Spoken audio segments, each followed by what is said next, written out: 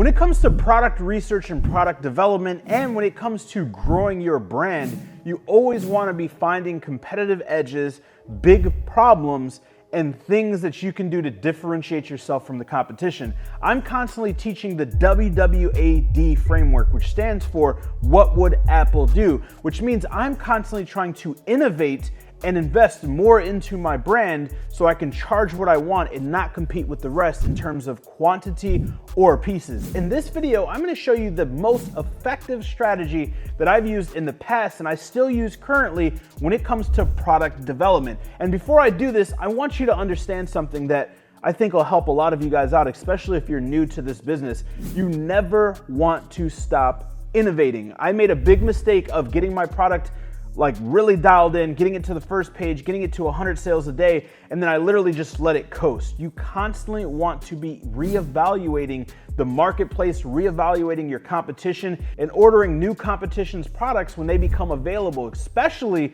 when they start to rank up. You want to keep an eye on your competition because the beautiful thing is, even if your brand is trademarked, even if you've been selling on Amazon for years, even if you have hundreds or even thousands of reviews, every single time you place a purchase order, you can make adjustments as long as you document it and as long as you showcase it on Amazon. So with that being said, let me show you the most effective way and my personal favorite when it comes to product differentiation. Now, the biggest mistake that a majority of people make is they are trying to deal with emotion. What do they think the product should have? What do they think the product should look like?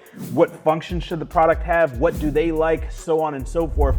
Eliminate and remove yourself from the equation and only become obsessed with what your potential clients and what your competition's clients are telling you they like and telling you they hate.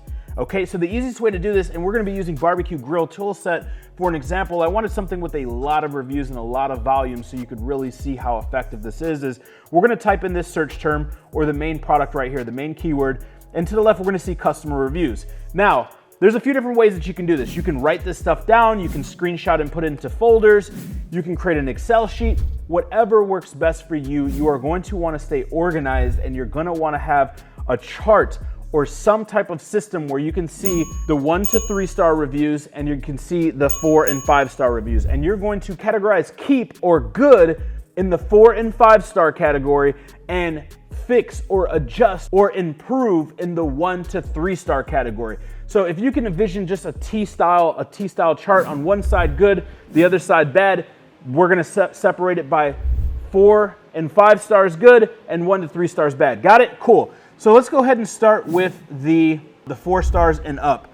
Now with the 4 stars and up, you're gonna go ahead and populate products by 4 stars and up. So this one up at the top has 5,000 plus reviews and they literally have a 4.9 or 5 star rating, 4.8 star rating. So we're gonna click on reviews. And by the way, it looks like this product's doing 6 figures per month. This is a 7-figure product right here, generating 7 figures per year, 6 figures per year in profit. We're gonna go ahead and click on customer reviews and we're gonna click on 4 star and we're gonna click on 5 star, right? And we're gonna start adding the commonalities or the common reviews to this chart. What you're gonna see as you start to go through this is you're gonna start to see common issues, common suggestions, common things that they love, and you're gonna wanna document all of this. Now, on Macintosh or Apple, you can hit Command F and it's gonna pull up the search bar and you can type in keywords like great or love or amazing. And if you scroll down here, it's literally gonna go to the different areas. If you hit these arrows, it's gonna show you all the different areas here on this page where great was used. So if we're looking for things that are great, things that are fantastic, things that are amazing, things that they love, all of these keywords associated with pleasure or this product being great, we're gonna start to document all this. Now, if you're on PC, just Google what is the command key sequence for being able to search a keyword on page and use that command if you're on PC. If you're on Apple, it's Command F, right? So this is going to be top reviews, 5 stars. Now you can go back and do it by 4 stars. And then we're gonna go back and do it for 1, 2, and 3. So let's read a few of these 1-star reviews really quick.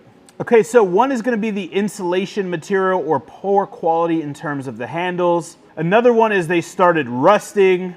Another one is that it has a P65 warning on it and they didn't state that. So these are gonna be some problems that you can avoid which is going to combat future returns or negative reviews. You want to constantly, when you're in product development, look for potential savings in terms of client experience and in terms of reviews. Because if you get bad reviews and you get returns, you are losing money. You're losing money and you're potentially losing customers. Now, I learned from Damon John that you can turn ambassadors from bad to good and from good to bad. And the way that we do that is by responding to all reviews, good or bad. So if it's a bad review, still respond to them, say, hey, check your message. I've reached out to you. We want to make things right. We're a small family-owned business. Mistakes happen. Nobody's perfect. Let's work through this. Now, if they're just a horrible, evil person and they want to badmouth you, at least the general public can see that you're a real human, you're a small family-owned business, you care, and you tried to rectify the issue. And they're probably going to say, oh, wow, this person's a jerk, right? And vice versa. If they leave you a good review, praise them publicly for leaving you a good review. That will encourage more people to leave you good reviews because that will definitely help. And this is pretty much all that we do is we're studying these and we're looking for the goods, we're looking for the bads. We don't want to change anything that people love, but we want to improve or fix things that people hate. Now, that's during product development for a new product launch. When you have an existing product that's already live and you're getting ready to start assessing a new product order, I like to do this at least 2 to 3 times a year, right? You can do it when you're starting off in your first year, first 2 years in business, do it every quarter. If you order typically every quarter or every other quarter, whenever you get ready to do an order, do a quick assessment, see if there's any new bad reviews, see if there's any new commonalities in terms of things that they love, things that they hate, and you can possibly see some adjustments that need to be made on your next reorder. It's very quick to easy to do. Another tip is you can hire a virtual assistant on onlinejobs.ph for $2 to $5 an hour to go ahead and do all of this for you. And it's called data entry. Go on onlinejobs.ph or Upwork or Fiverr.com and look for someone that specializes in data entry and shoot a quick Loom video, L-O-O-M video. It's absolutely free. It's going to share your screen, share your computer, and you can just talk to them and walk through this process so you don't have to go back and forth with texting. Hopefully this helps. If you found any value whatsoever, smash that like button, hit the subscribe button if you're not subscribed, and click the notification bell next to it so you're notified every single week when we drop brand new videos. And if you haven't got a copy of my best-selling book, One Product Away, head over to www.onlyoneproductaway. That's the number 1. The link will also be down below. I cover the printing, you cover the shipping, and I am super excited for you to read the book because I put a lot of hard work into it, and it is literally an instruction manual to starting or scaling your Amazon business. Remember, you're only one product away. I'll see you in the next video.